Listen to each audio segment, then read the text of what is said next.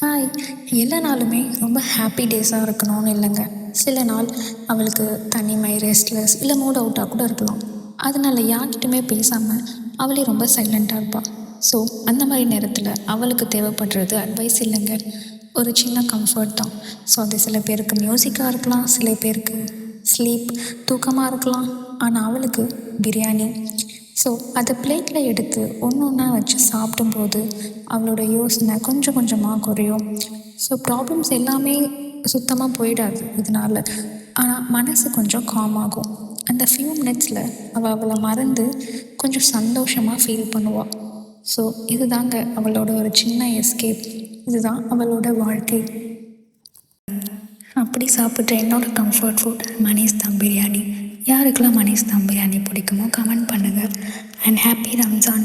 ஹாப்பியாக பிரியாணி சாப்பிட்டு செலிப்ரேட் பண்ணுங்கள். இந்த வீடியோ உங்களுக்கு கனெக்ட் ஆச்சுன்னா ப்ளீஸ் சப்ஸ்கிரைப் பண்ணுங்கள்.